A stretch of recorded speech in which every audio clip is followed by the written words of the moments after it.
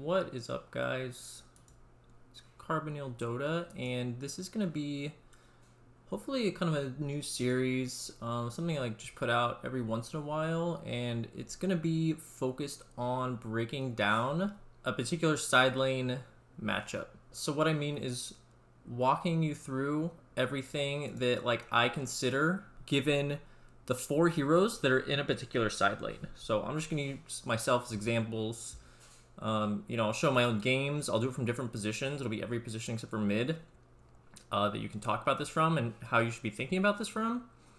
And just kind of run you through, 6.6k MMR thought process of how, what I'm considering when planning out the lane.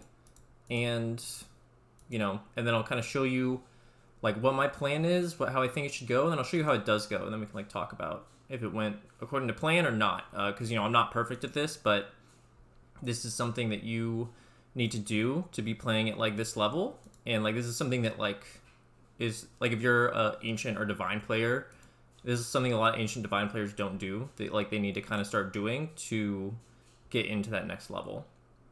So this game, I'm a warlock. I first phased, and I have an AM carry, and we're against a marci necro. So I'm going to talk about these 4 heroes only in context of the plan and what I think is going to happen in this lane. So my first thought is AM picked after I did, and AM is not really a good combination with warlock hero. AM kind of wants to be aggressive. That's how he wins his lane, is by being able to right click the enemy, and the hero is dependent on having a good lane. And my support hero is a support hero who sustains. Not particularly aggressive. You can level Fatal Bonds and use Shadow Word aggressively, but that's not really the optimal way, in my opinion, to play Warlock. So I don't think we have a good lane setup here. My plan is going to be basically to heal my AM, kind of keep him sustained because they have more of an aggressive lane. Their capability of aggression is pretty high. So my goal is going to be to kind of stay away from them mostly, so that they're not going on me, because if they go on me, my AM can't really help me. And to kind of play for pulls, blocking their pulls, and things like that. So let me talk about my starting items. I just got Tango and Ring of Basilius. This is just so that I can sustain on the mana front, so that I can keep shadow wording him a lot. And you can see my quick buy. Just have more tangos, more regen, and then I really want to get boots. This is not a lane where stick is really going to help me that much, because if they get on top of me, I'm pretty much just dead. And so I'm just going to be looking to mana sustain, which this hero turns into HP sustain. And in terms of just analyzing these 4 heroes together, so in terms of a 2v2, what happens if all 4 of us are kind of fighting each other on a creep wave on average? You just have to kind of make your best guess when you're doing this analysis of what do you think is going to happen. So in my eyes, and this would be everybody using all their spells with a creep wave around typically is what you're considering. So if Marci uses dispose, rebound, and Necro's blasting his Q, what is AM going to do? What am I going to do? We're going to run away, because we don't have any abilities that do damage to fight back, right? AM fights through right clicks. I heal and do a little bit of damage. So that is what gives me the indication that we would need to play passive this lane and not aggressive, because if all 4 of us quote unquote use our spells or hit each other, to me they come out on top with their sustain and damage from abilities, and just the nature of our heroes, who we don't output a lot of damage. Or more damage over time and sustain. So that's what gives me the indication that we'd have to play separate. It's also important to consider what happens 1v1. So 2v2 we lose, right? But what happens if I can bring their support over here, and I'm playing with the pulls or whatever? What happens there? So AM solo against Necro for the first 2 levels is kind of good. AM can kind of just run Necro down, and Necro level 1 Q is pretty weak, and AM doesn't mind taking it and then hitting you and burning your mana. So if I can get this Marci to play over here for the first couple levels, basically until Necro hits 3, because once Necro is level 3 Death Pulse, the tides kind of change a little bit unless AM can burn all of his mana. So early on, it's going to be better if we play 1v, like if I can drag the support over here and let the AM play solo against the necro. Because if I'm over here, Marci's going to be over here, and then it's going to be 2v2, and I just don't think in any situation that's like advantageous to us in this lane. Another thing to consider is like who I think is going to like want to play for pulls and what goes into that. So a lot of times like what goes into like pulls and whose pulls are going to be good for is based on which side is naturally going to shove the lane more into the other.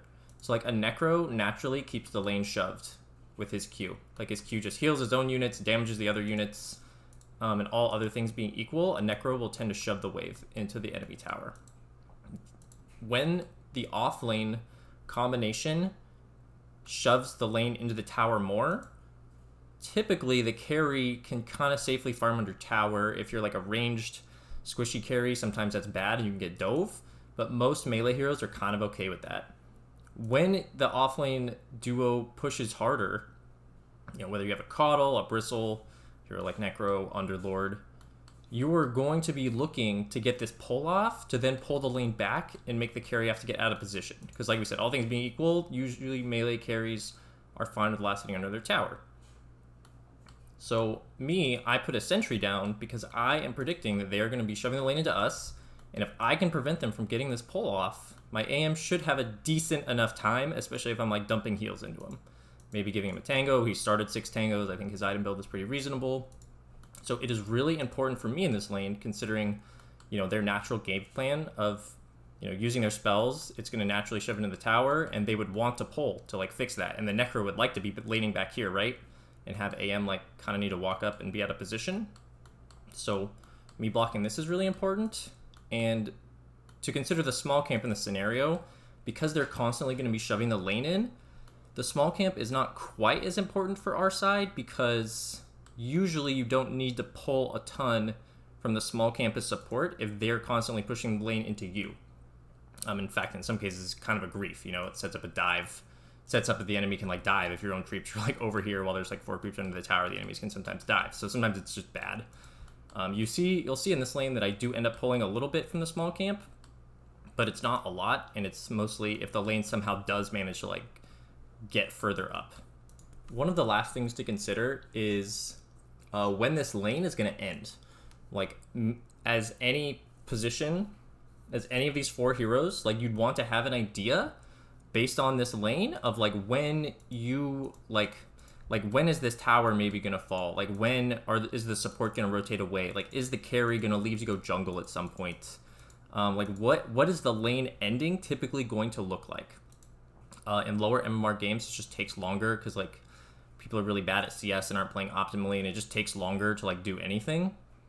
But like in a high MMR game, sometimes these lanes end at like 7-8 minutes. Like is that this lane or is this lane going to go longer?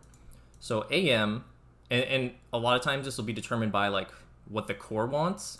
So like heroes like AM, PA, Weaver, Slark, Morphling, they really want to sit and play their lane as long as possible, as long as they're not like getting griefed. Like they don't farm the jungle that well, and they'd really rather just be in their lane hitting creeps for as long as possible, right? Like AM does not like to leave to go jungle early. That's something he does not want to do. So AM lanes will typically go longer, assuming that it just doesn't go terribly. Me being a sustaining, not ganking hero, I'm fine with the lane going a little bit longer as well, because I'm typically not looking to rotate or make any plays given just what my hero's kit does. I can't like TP in and like salvage, stop a dive. That's just not what my hero does. So typically Warlock doesn't really like to get active until he has his ulti up. So to me, our lane combo, we kind of want to be in this lane a long time. From their perspective, Marci can rotate and often does. So this Necro will be alone at some points, but Necro is a hero that if he gets to like 5-6, he kind of can be alone. So this lane, in theory, could go on a while, and they're not really strong at taking our tower either, and especially given that both me and AM want to be here a while, we should plan on this lane going decently long, Ideally, with the 10-minute catapult, they have not taken our tower yet, and we are still defending our tower. So that is everything that you kind of want to have. So if you've never done this before, you should start doing it. Start considering all these things, or as much as you can, like prior to the lane starting. And the only way to get better at it is to just do it more often, and just do it over and over until you kind of become better at like thinking about what's going to happen and figuring it out in your head beforehand. And if you have these plans in place prior to the lane starting, you will just more often do the right thing. You won't pull at bad times. You won't like forget to block the camp, right? Because you've decided before the lane even started that you're like, oh, this lane, I'm going to need to block this pull camp. It's not something you just like randomly forget to do as often. That's not saying it can never happen. Even if you're me, like sometimes I like mess it up or forget to block a camp. But if you're making this plan before or like right as this game is starting, it'll go a lot better. So I'm just going to kind of fast forward through the lane. I'm not really going to talk too much about like every little decision that's made, but we're just going to kind of see based on everything I described how this is going to go. So see, I body blocked and I will talk about some things that I think are important. So I body block, even though I laid a sentry, I body blocked the big camp. This is so that they don't know that I put a sentry down because they didn't see me place my sentry. And notice how I'm kind of okay over here. I'm going to heal my AM, but I'm really playing over on the side, and I'm kind of okay with trading with this Marci, even though I don't win this trade against Marci. So I did end up buying a stick, I guess, just because I knew they were going to be using a lot of spells. And this Marci dewards me. And see, I'm okay with just kind of losing this trade against this Marci, because I'd rather this Marci be over here, you know, dealing with whatever I'm doing than fucking with my AM. See, he goes over and fucks with my AM. AM's got to blink away, and there's not a lot I can do to prevent the Marci from doing that, other than like trying to get the Marci to like react to what I'm doing on the side. So that's what I'm doing, right? I body block again. I'm like kind of okay just using my regen to sustain, and I'm really not looking to be super aggressive because that's just not what my hero does. And that's why like AM was a bad pick here in my opinion. There's nothing I can do about what just happened, right? So AM's going to miss a ton of XP. I'm going to get a ton of XP. And here, this is kind of a small thing, but I like drag these all the way past the tower so that they're here for my AM. Like I couldn't do it with all the creeps, but I tried to drag as many as I could past so that my AM can like TP in and like lane here. And notice I'm just buying like items that'll keep me sustained on resources so that I can sustain my AM on resources. I know that they didn't pull because they don't have a camp, right? I went for stack, didn't work, but there are creeps that like ran all the way past. I'm not sure exactly how this happened, but there are creeps that got all the way down here, so the pull here is really good to play for because the lane equilibrium is not good anymore. And notice they can't pull because of my sentry, that's just still up.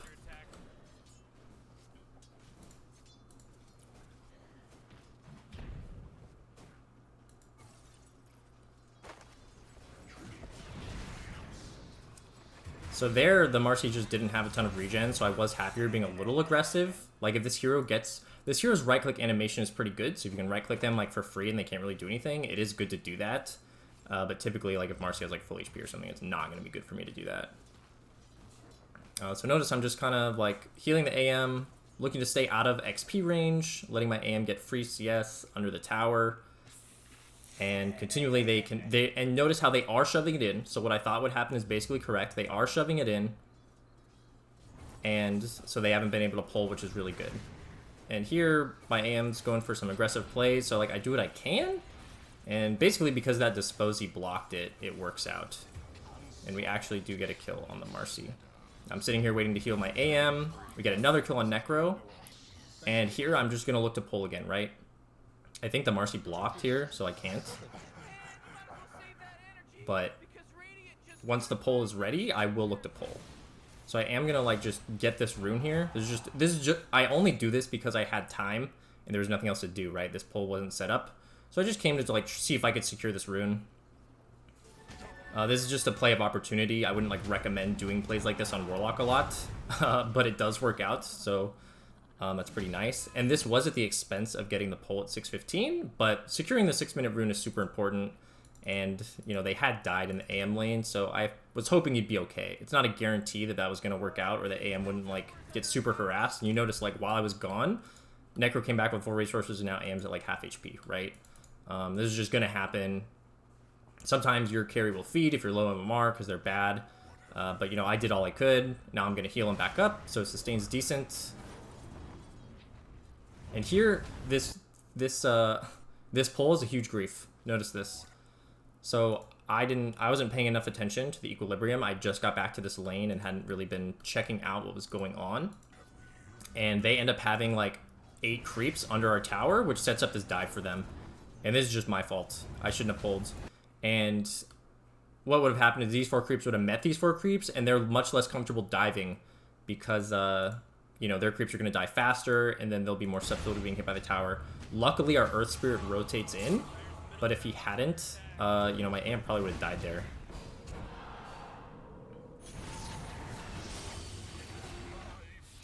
So I do end up dying there because their mid, like, Legion did show up. But notice they didn't get our tower, right? I'm looking at bottom right now, but they're not getting our tower. They're not close to getting our tower. They didn't pressure it at all with the 5-minute catapult. AM's low, but what I do is I just TP in because I'm like, this is a Necro Legion. They just both use their ults. So, like, if they really want, they can, like, dive me, but I'd really like to keep this tower alive. And if I do die, like, so be it. So, like, I just heal myself, kind of kiting out these creeps and hoping they all die to the tower, because then the Legion will have to run away. And look, AM's going to be coming back. And so basically what I did is I just prevented our tower from taking any extra damage. And I think this guy actually ends up dying here because our mid comes again. That didn't need to happen, but the point of my play there was like, I want this lane to keep going because I know my AM wants to keep laning, right? So I'm checking the pole camp here. I'm still not 6, although I am going to hit 6 super early. And I'm putting some wards down. Safe. This is like a safe spot. I'm de-warding just to make sure they don't have vision, like behind our tower, because they've like come up here with a bunch of heroes multiple times. And I'm putting a defensive ward down because I know that we ideally keep this lane going. This is like part of that game plan that I talked about. This lane needs to go on as long as possible, and that's what's good for our AM.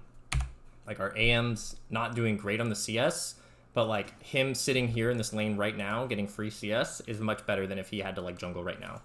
And so that's why I like TP back to this lane to save the tower. That's why I'm defensive warding. And notice, remember when I said when I get my game plan was to like get 6, and that's when Warlock leaves?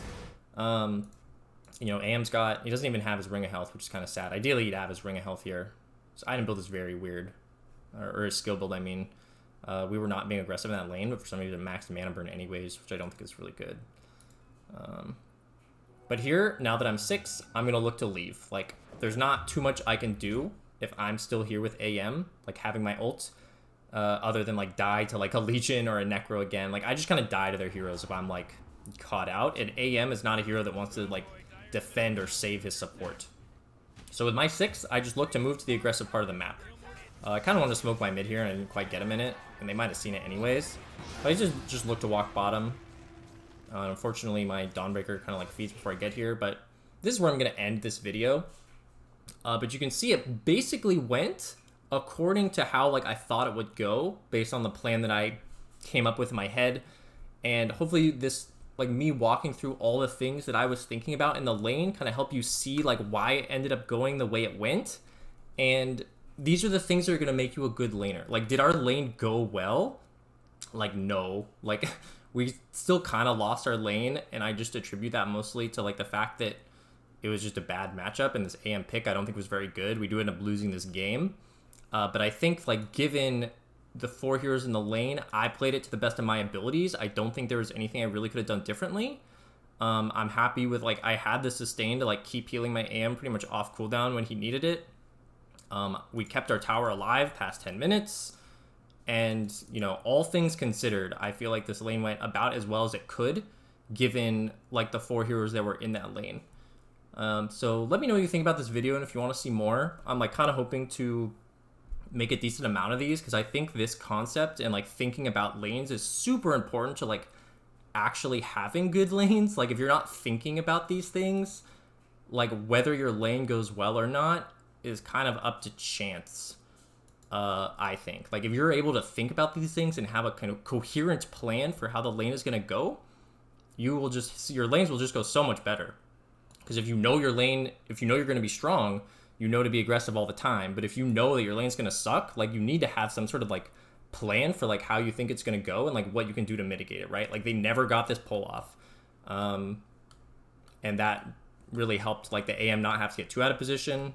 I think he could have played a little better with his like skill build and probably getting a ring of health earlier instead of like finishing these treads just so his sustain was better. But yeah, hopefully you guys like this video. Let me know if you liked it or wanted to see anything different.